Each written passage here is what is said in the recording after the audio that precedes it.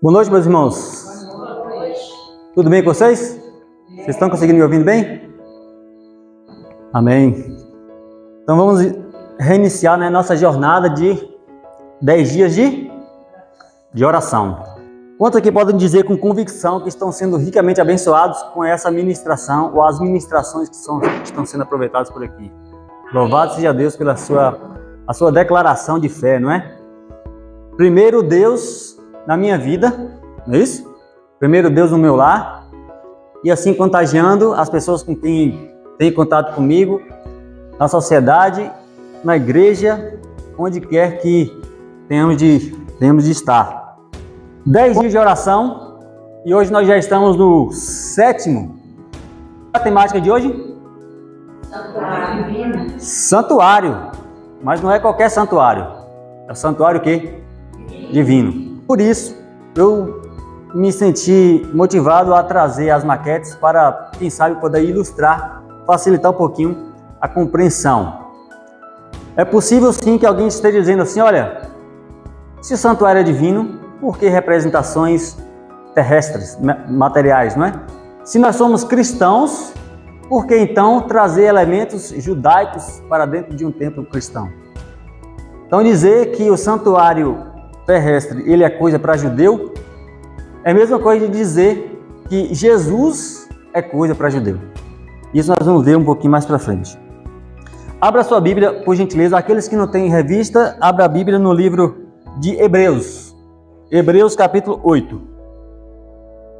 Se você tem a sua revista, na página 24 aí. Assim como você está, curva sua fronte e vamos falar com Deus. Senhor Deus, a tua palavra está aberta diante de nós. E agradecidos estamos, ó Pai, pela oportunidade que temos de estudar em comunidade aqui, como está sendo feito ao longo desses dias, Senhor. Nesse momento, queremos que o Senhor misericordiosamente fale aos nossos corações através da tua santa palavra. Pois rogamos humildemente, Pai, em nome do Senhor Jesus. Amém. Lembrando que nesse formato é participativo, irmãos. Aquele que se sentir à vontade para comentar a respeito da leitura que for sendo feita, pode levantar a mão e fazer a sua contribuição, tá bom?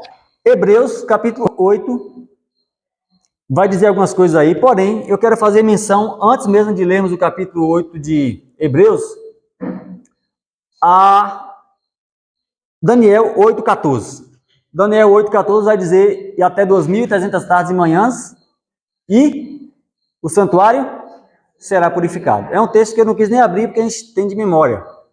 Mas, que santuário seria esse que seria purificado, conforme Daniel relata? Olha só, Hebreus capítulo 8, versículo 1 e 2. Pela sua revista ou pela Bíblia, você pode acompanhar aí. Ora, o essencial das coisas que estamos dizendo é que, olha para mim, o escritor do livro de Hebreus está dizendo assim, olha, o essencial das coisas que eu já disse até aqui, e nós estamos no capítulo 8, então ele está dizendo, olha, eu vim construindo a ideia, capítulo 1, capítulo 2, capítulo 3, 4, 5, 6, 7, foi a construção da ideia que o autor de Hebreus estava demonstrando para aquela comunidade ali dos hebreus. Aí quando ele chega no capítulo 8, ele fala isso aí, olha, o essencial, o principal das coisas que eu tenho a dizer é o seguinte, aí continua a leitura. Temos o quê? Tal sumo sacerdote que se assentou à direita do trono da majestade aonde? Nos céus. Como o quê?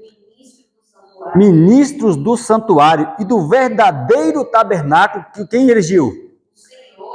O Senhor erigiu e não o homem. Então perceba que ele está dizendo, ó, o essencial daquilo que eu tenho dito é o seguinte, temos tal sumo sacerdote que se assentou à direita da majestade no santuário não feito por mãos humanas. Ó, isso aqui foi feito por mãos humanas. Réplica da réplica. Mas o santuário que Deus entrou foi um santuário que Deus erigiu. Não tem nenhuma participação humana na construção do santuário celestial. Por isso, é dito lá em Daniel, e até 2.300 tardes e manhãs, e o santuário seria purificado. Porém, o santuário que seria purificado não é o terrestre, como se imaginava na ocasião. E aí a gente vai adentrar na apostila, né, nas temáticas propostas. Porém, antes mesmo de vermos aí a temática da apostila, abra sua Bíblia agora no livro de Apocalipse, capítulo 11. Só para não ficar na ideia de um único texto, para definirmos ou batermos o martelo que existe um santuário no céu.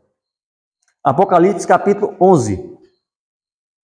Hebreus vai tratar basicamente dessa transição do santuário terrestre, que era representativo, para um santuário muito superior, o santuário celestial. Porém, olha só o que diz aí, Apocalipse, capítulo 11, versículo 19. Todos acharam? Assim diz na versão proposta pela revista. Abriu-se então o quê? O santuário de Deus, que se acha onde, irmãos? Se acha no céu. E foi vista a arca da sua aliança no seu santuário. Então, por dois textos sagrados inspirados, está dito aí que existe um santuário no céu e que Jesus é o sumo sacerdote que ministra. E tem inclusive uma arca da aliança que foi vista por João lá nesse lugar. Olha só, eu quero que você avance um pouquinho na sua apostila para a página 26. Hoje nós vamos fazer um pouco diferente, porque eu achei muito interessante esse comentário aqui do quarto tópico. E a gente vai ler o quarto tópico e depois voltar lá para o primeiro. Assim diz aí no quarto tópico. Todos estão acompanhando aí? Página 26. O tópico é foco no santuário. Lembrando que a temática é santuário divino.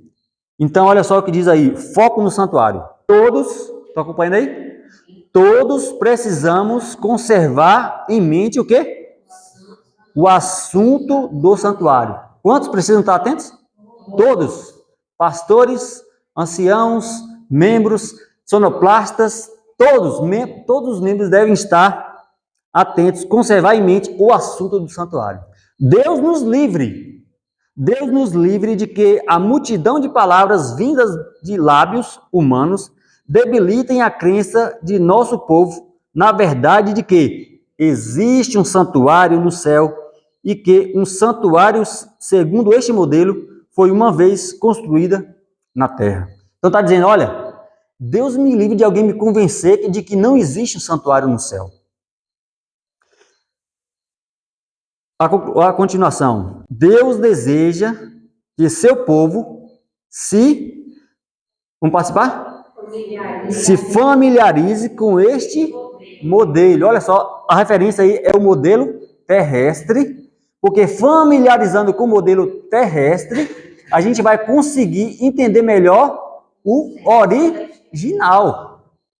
Como eu disse, olha, existe um modelo celestial original, tremendo em grandiosidade, a qual Moisés foi elevado aos céus para contemplar e receber a ordem. Moisés agora desce lá e faz uma cópia daquilo que você está vendo aqui. Uma representação, uma miniatura em relação ao céu. A qual isso aqui é apenas uma miniatura da miniatura. Então é dito aqui que Deus deseja que nós, como povo dele, se familiarize com este modelo, tendo sempre em sua mente o santuário celestial. Então isso aqui é para nos elevar o pensamento ao modelo celestial.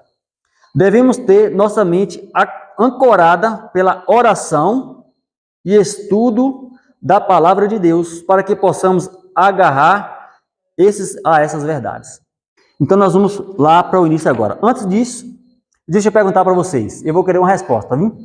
Existe um santuário no céu ou todo o céu é um santuário? O que vocês me dizem?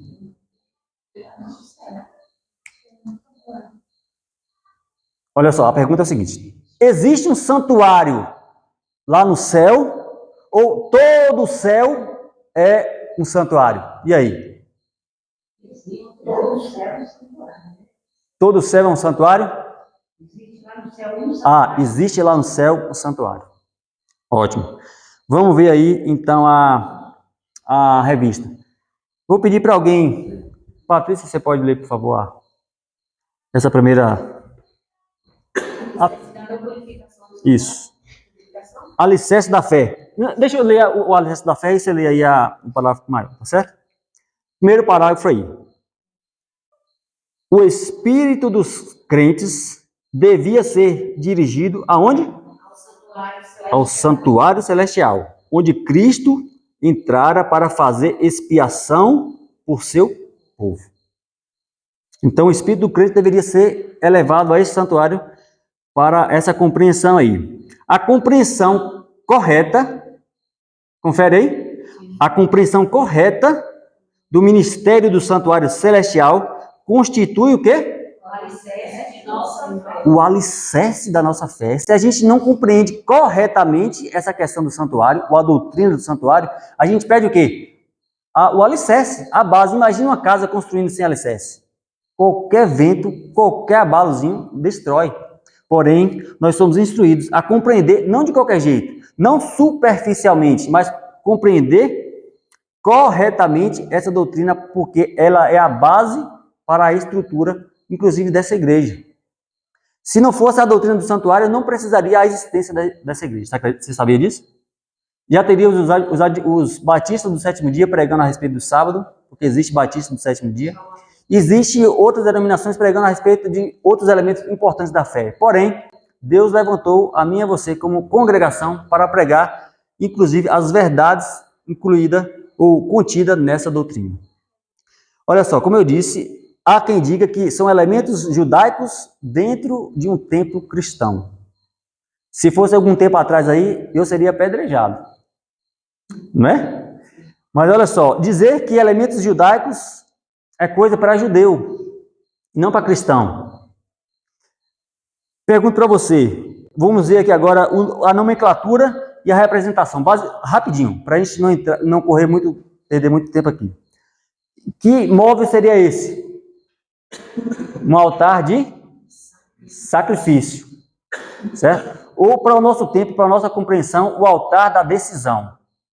A gente avança para o quê? Para a pia de bronze, a pia onde o sacerdote se purificava mãos e pés para adentrar, se lavava, após ter se contaminado com sangue e outras coisas. Então, altar de sacrifício, o altar da decisão, pia de bronze para se lavar, e aí avançava para a mesa de quê? A mesa dos pães.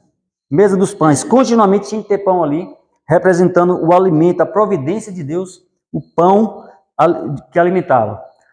Do outro lado, um candelabro de 7 lâmpadas, iluminando aquele lugar, que não tinha outra fonte de luz a não ser o candelabro, e tinha que ter 7 lâmpadas. Representando a iluminação de todo o ambiente, iluminação, no nosso caso, iluminação da nossa compreensão a respeito de tudo mais. Existe um altar de sacrifício, mas existe também um outro altar, um altar de incenso. Incenso. Lembrando que na configuração existia uma cortina que separava esse ambiente do outro ambiente. Então o altar de incenso tinha a função de aquela fumaça do incenso aromática subir com representação das orações dos santos. E aquela fumaça, ela subia, ela transpassava a cortina que tinha aqui e chegava ao último móvel do santuário, que era o quê? A Arca da Aliança. Ora, na Arca da Aliança tinha o quê? Os 10 mandamentos e alguns outros 2 elementos, que a gente não vai nem comentar para a gente não perder tempo. Mas, enfim, tinha os 10 mandamentos como representação do caráter de Deus, da lei de Deus, né? A representação do caráter de Deus. Bom, até aí tudo bem. Agora vamos ver basicamente a trajetória de Jesus. Depois vamos ver a minha e a sua trajetória. Jesus, aquele que deu a lei, aquele que estabeleceu as normas, e espera que eu e você compreenda e guarde não por temor, mas por amor. Ele vai lá, ele tira as suas vestes de glória, ele não deixa de ser Deus, mas ele deixa a sua glória no céu e vem a esse mundo. E aí ele tem uma vida de oração, altar de oração, ele tem uma vida de oração, por isso que ele tinha tanta comunhão com o Pai.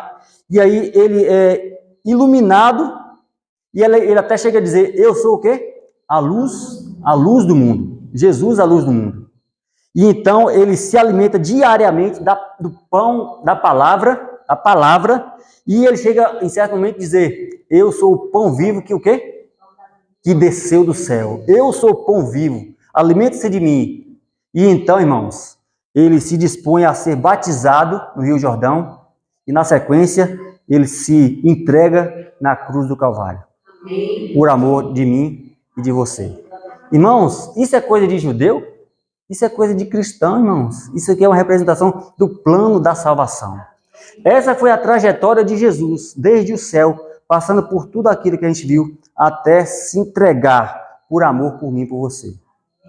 A nossa parte nesse processo é entender isso e falar o seguinte: olha, Senhor, diante do altar do sacrifício, eu tomo a minha decisão de aceitar o sacrifício que o Senhor fez.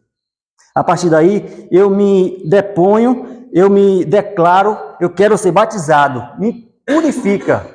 E aí eu sou batizado, eu demonstro publicamente a minha aceitação do sacrifício de Jesus, e eu peço, eu declaro a minha necessidade, meu desejo de ser batizado. Mas para por aqui, irmãos? Não para. Eu preciso me alimentar diariamente do pão da palavra de Deus, diariamente, continuamente. E aí eu tenho auxílio do Espírito Santo, que ilumina a minha trajetória, a minha compreensão de tudo aquilo. E então eu vivo uma vida de oração, representado pelo altar de oração continuamente diante de Deus. E então, irmãos, diante desse móvel, Deus inscreve a sua lei no meu coração. Irmãos, se isso aqui for coisa para judeu, eu não sei mais o que é ser um cristão. Mas essa é a representação, a trajetória de Jesus daqui para lá, e a minha e a sua trajetória de lá para cá. Vamos continuar aí na leitura. Purificação do santuário. A profecia que mais claramente parecia revelar o tempo do segundo advento era a de Daniel 8,14, que diz: até 2.300 tardes e manhãs, e o santuário será purificado.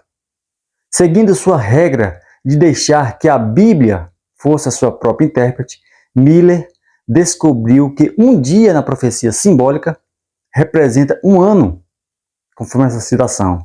Viu que o período de 2.300 dias proféticos, ou anos literais, se estenderia muito além do fim da dispensação judaica, e que, por esse motivo, ele não poderia se referir ao santuário daquela dispensação. Miller aceitou a opinião geralmente adotada de que, na era cristã, a terra é o santuário e, consequentemente, compreendeu que a purificação do santuário, predita em Daniel 8,14, representava a purificação da terra pelo fogo por ocasião da segunda vinda de Cristo. Então, concluiu-se que fosse possível encontrar o exato ponto de partida para os 2.300 dias, poderiam facilmente determinar a época do segundo advento. Grande Conflito, página 276. Uma leitura longa, porém com elementos muito importantes aí. Eu quero ver a participação de vocês aí nesse comentário. Agora é um de cada vez para não dar reverberação. Quer comentar alguma coisa, meu bem? Não. Participativo, gente. Vamos lá? Marcos, você tem alguma coisa para comentar a respeito dessa leitura aí? Ótimo. Então vamos lá. Então, profecia. Qual profecia? A irmã ali quer comentar?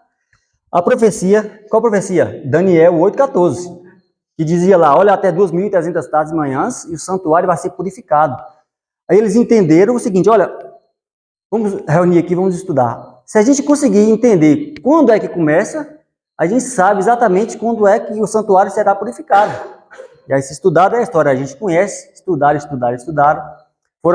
O movimento foi crescendo, então eles chegaram à conclusão: opa, descobrimos a data pela Bíblia, livro de Êxodos, livro de Neemias ali, descobriram a data do início.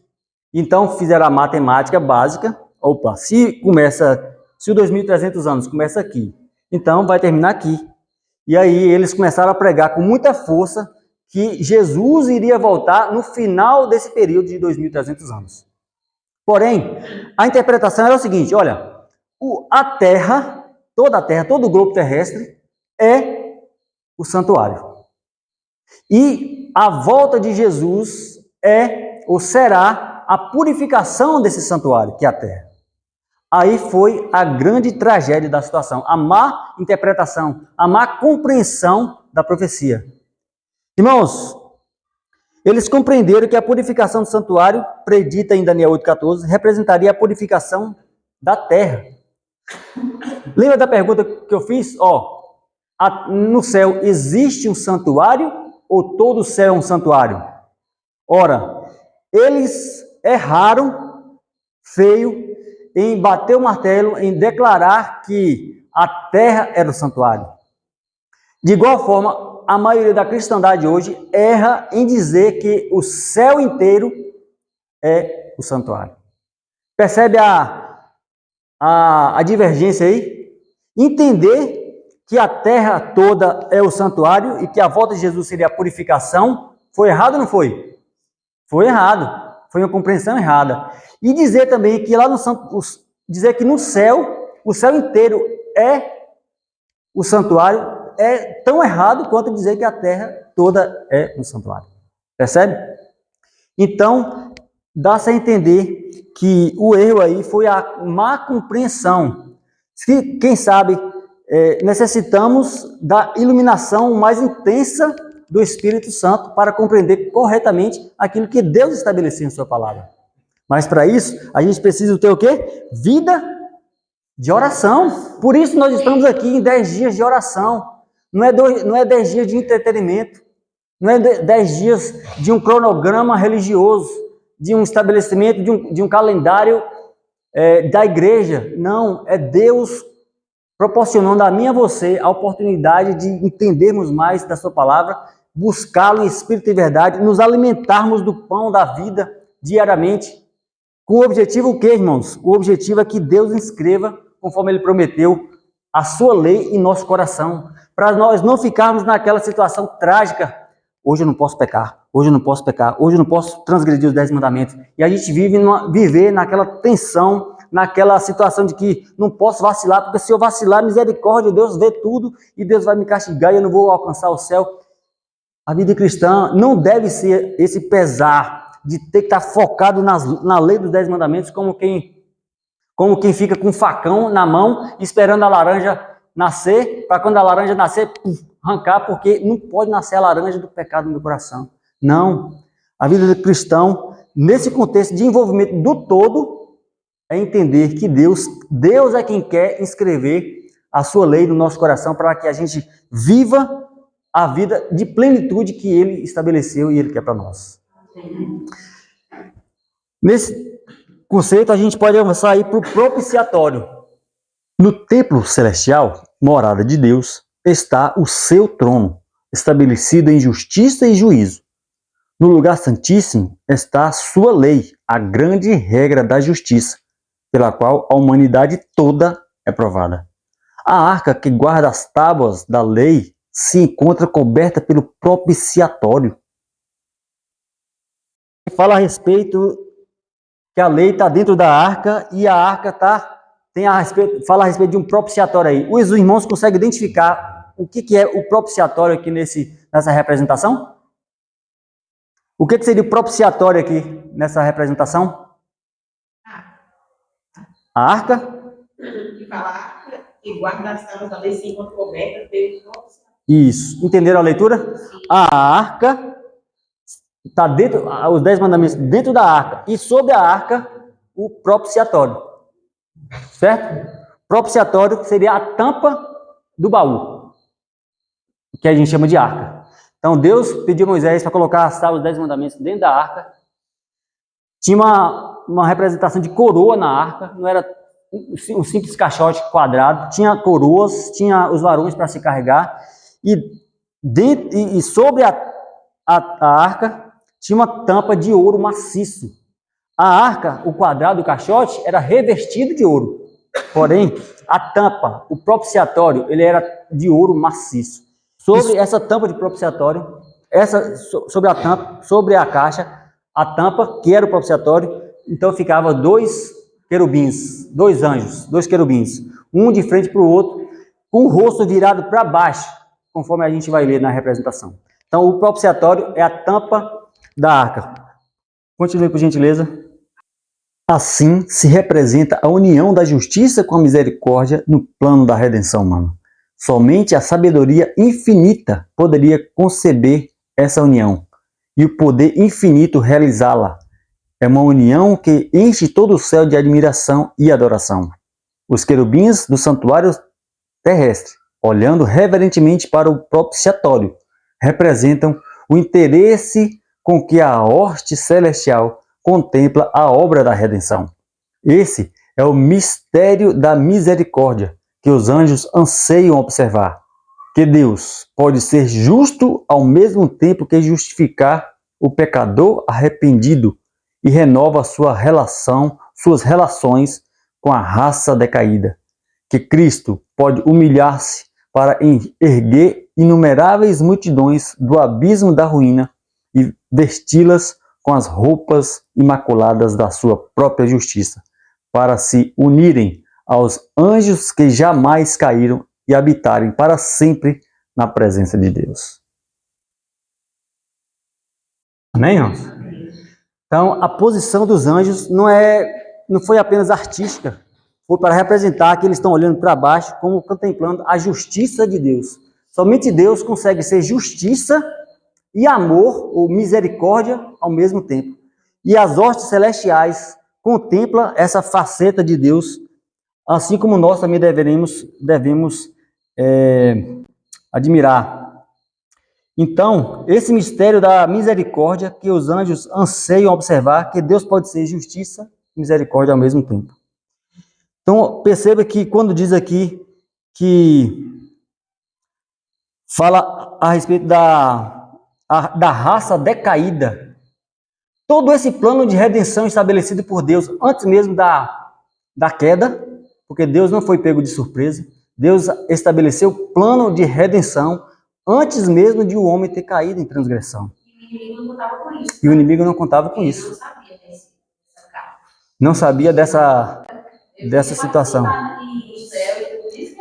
Mas ele pergunta, por que Jesus e Deus em a reunião ele não posso falar? Ele contava com o plano da redenção, né? Ele queria fazer parte daqueles que tinham autoridade, porém, ele como criatura não tinha essa prerrogativa. Apenas Deus Pai, Deus Filho e Deus Espírito Santo é que tem essa prerrogativa. Então, quando se estabelece o impasse, o conflito, a rixa, porque como é o nome do tema mesmo? Do título do livro que a gente vai distribuir em massa? O grande conflito começa lá no céu. A propósito, eu lembrei de uma coisa aqui. Uma pergunta capciosa também. Uma pergunta capciosa. Se o santuário é celestial, por que ele precisaria de uma purificação? Esse é o calcanhar de Aquiles da situação. Se é um santuário celestial, a gente bate o pé firme, mostra textos e mais textos, Hebreus, Apocalipse, dizendo que existe um santuário no céu, mas a purificação do santuário é celestial. Mas existe alguma coisa no céu que precisa ser purificado? O céu todo purificado, né? E aí? Tem resposta para essa pergunta, irmãos? Qual é? Alguém tem a resposta para essa pergunta? Está vendo a importância da gente estudar e a gente não ficar só no superficial? A resposta dessa pergunta, como a pergunta é complexa, exige uma resposta o quê? Complexa. Porém, para a gente não sair daqui sem um mínimo de resposta para essa pergunta, é o seguinte, irmãos, onde é que começou o pecado no universo? No céu. Se começou lá, Deus precisa purificar lá. Entende?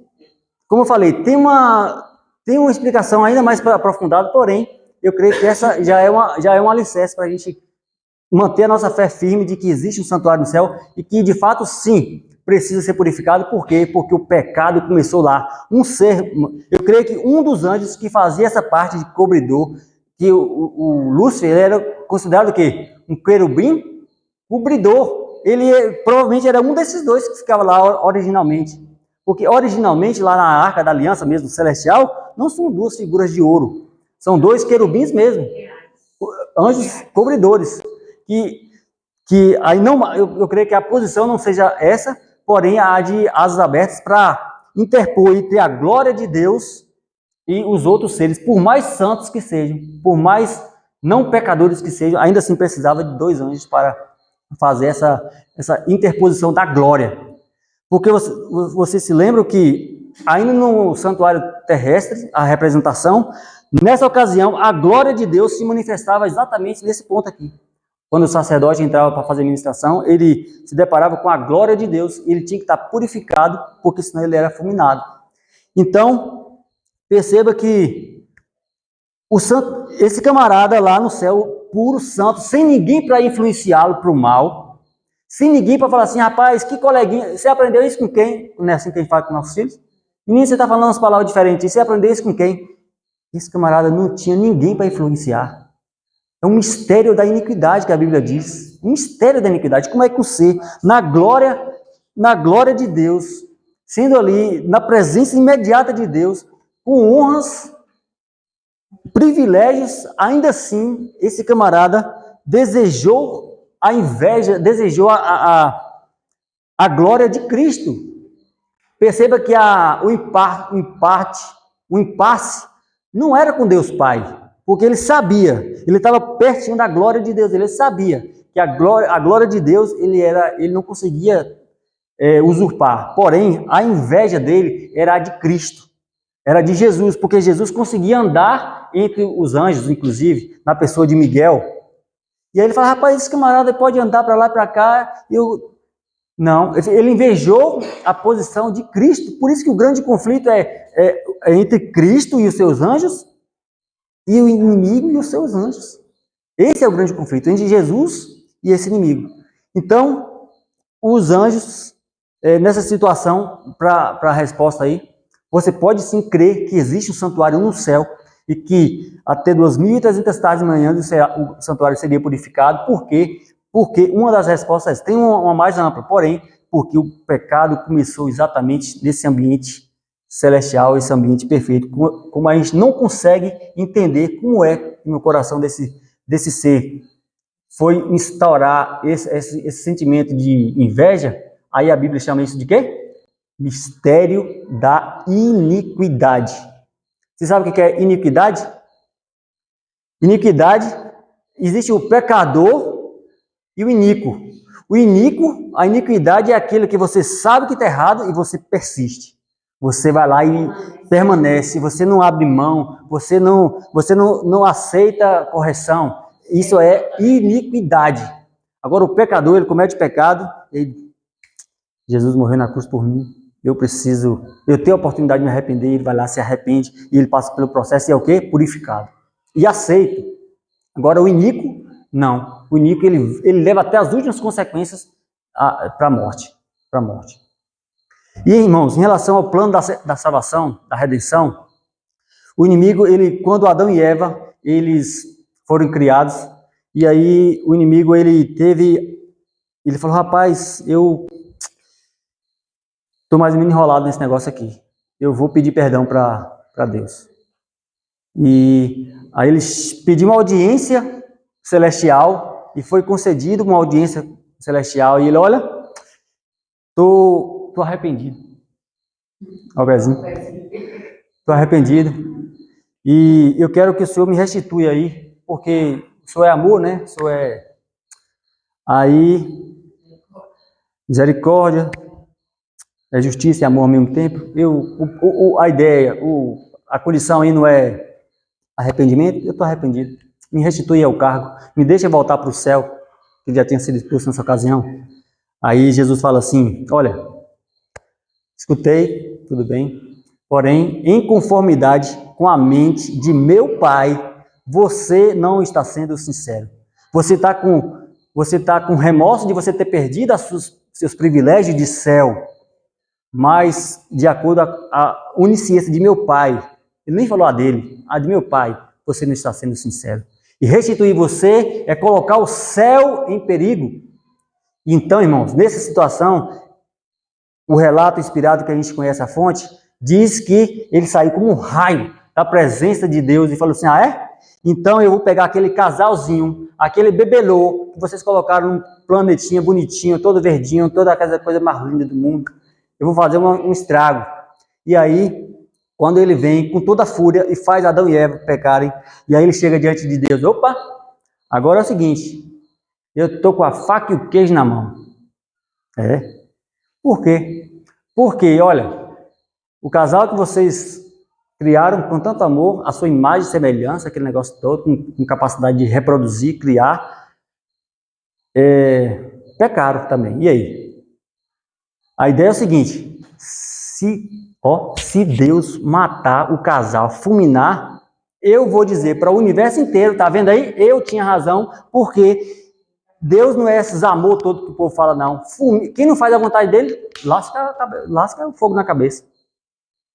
Porém, se Deus falar assim, pecado, né?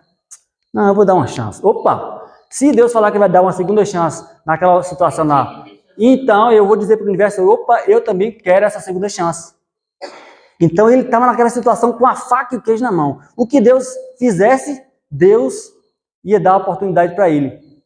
Porém, ele não contava com o plano da salvação. Então Jesus diz assim, olha, o casal que eu criei com tanto amor, a minha imagem e semelhança pecou. Você também pecou. Para mim não tem diferença nenhuma o pecado de vocês aí. O destino de todo mundo, de qualquer um, é o quê? O salário do pecado para qualquer um é o quê? A morte. O salário do pecado é a morte, não tem jeito. Não tem passar a mão de cabeça, não tem segunda chance nesse sentido. Porém, eu vou resolver com isso, botando em prática o plano que eu, meu Pai e o Espírito Santo nós elaboramos antes mesmo de você existir. Oi, irmão. Tem um plano? Ele também tinha outro plano, sabe qual era? Na história da redenção fala.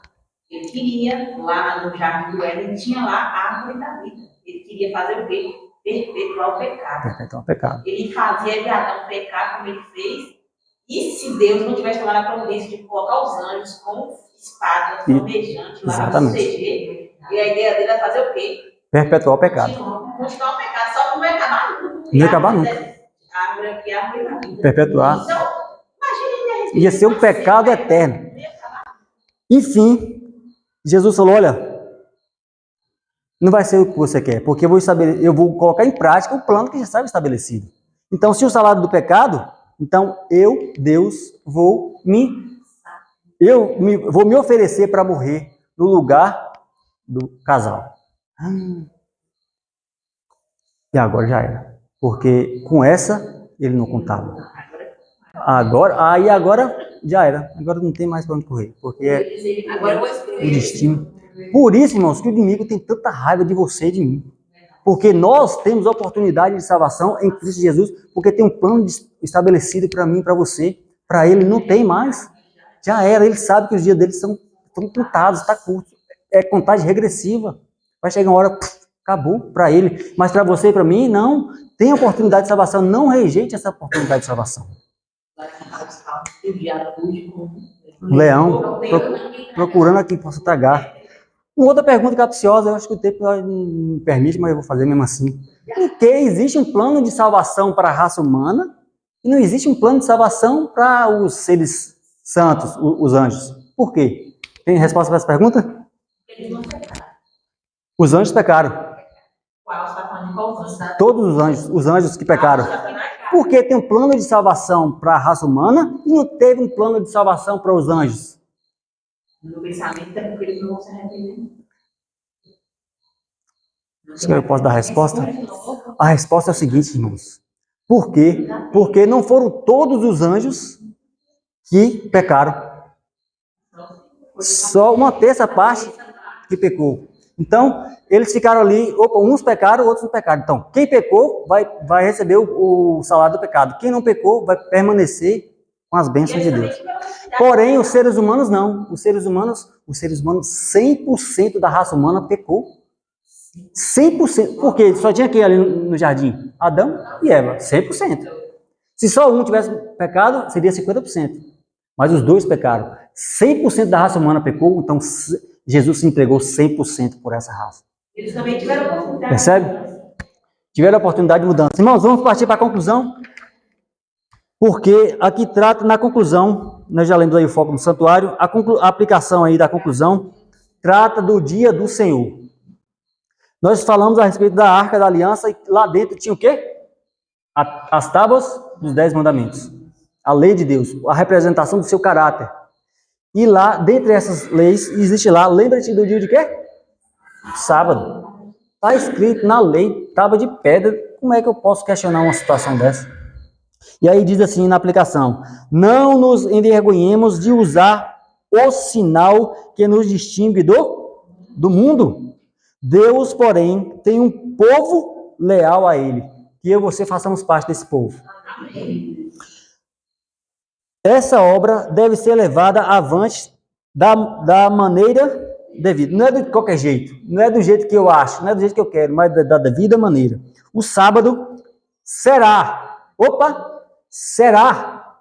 Ainda não é exatamente. Porque ainda não existe alguém com decreto oficial, governamental, dizendo se você guarda vai acontecer isso. Se você não guarda, não existe ainda. Então, essa questão será a grande prova da lealdade. Quando sobrevier aos seres humanos a prova final, será traçada a linha divisória entre os que servem a Deus e os que não servem. Eventos finais aí, página 139. Então perceba que quando esse dia chegar, quando existir uma lei governamental dizendo, olha, se continuar nessa situação aí contra o governo que estabeleceu um outro dia, então você vai ter que escolher entre o que diz assim diz o Senhor ou o que diz, assim diz o governador. E aí nesse momento de prova é que eu e você vamos demonstrar para o universo a quem você serve. Porque hoje é muito lindo, muito bom, muito fácil aceitar Jesus.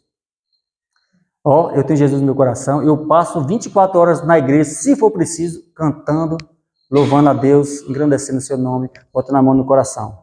Porém, quando Jesus pede para que Ele escreva a sua lei no seu coração, para que você viva de acordo à vontade dEle, aí é a minha vontade que prevalece, e aí não é bem assim. Então, irmãos, nós podemos concluir dizendo que restauremos plenamente nosso conhecimento e nossa adoração ao sábado do Senhor e o Senhor do sábado. É o Senhor do sábado. E Ele pede para santificar o sábado porque Ele é Senhor e foi Ele quem estabeleceu. Se assim nós fizermos, nós estaremos permitindo que o Rei do Universo, aquele que fez um plano de redenção para a minha e para a sua vida, se estabeleça de fato e de verdade. Aí o inimigo ele vai ser derrotado por completo, porque ele foi derrotado lá no céu, foi derrotado lá no Éden, quando Jesus proferiu a sentença de morte dele, Gênesis 3,15, né? Que a semente da mulher esmagaria a cabeça da serpente. Ele foi derrotado na cruz do Calvário, mas ele precisa ser derrotado também na sua vida prática, e vai chegar um momento que ele vai ser exterminado da face do universo, e nunca mais não haverá nem pecado e nem pecadores. Porque o universo inteiro vai ser purificado. E da luz que tudo criou, emana o quê? Vida e alegria. Não é sobrevida, não é sobrevivência, como a gente vive nesse mundo, a gente sobrevive, se arrastando, ganhando hoje, perdendo amanhã, tentando ganhar hoje, levantando e caindo, mas vai chegar um momento. E essa vitória que Cristo garantiu para nós lá na cruz do Calvário, ela vai ser colocada sobre nós, nos estendido de forma integral, sem pecado e sem pecadores. Esse é o desejo de Deus para a minha e para a sua vida. Amém. Se você quer dizer assim para Deus, Senhor, eu aceito o plano da salvação. Você possa levantar sua mão direita em sinal de aprovação para aquilo que Deus fez tão bondosamente para a nossa vida. Vamos ficar de pé e cantar o hino, tema, e a gente conclui com a oração. Vamos cantar com todo o nosso entusiasmo essa realidade de que Deus em nosso meio. Eu venho a Ti para um novo dia contigo começar. Sempre está a me esperar e me oferece seu poder e amor. um servo e entrego ao meu Senhor. Primeiro Deus na minha vida, primeiro Deus no meu lar, primeiro Deus no meu agir, primeiro Deus no meu falar. Tudo de mim, minha resposta ao tudo de Deus. Fiel por prazer e leal pra te agradecer. Meus talentos pra teu louvor, meus tesouros por amor. O meu tempo eu te dou, sou o templo pra glória do Senhor. Meu Deus, na minha vida, meu Deus, no meu lar, meu Deus, no meu agir, meu Deus, no meu falar. Sou o templo pra glória do Senhor. Meus talentos para o teu louvor, meus tesouros dou por amor. Teu melhor Deus te dou.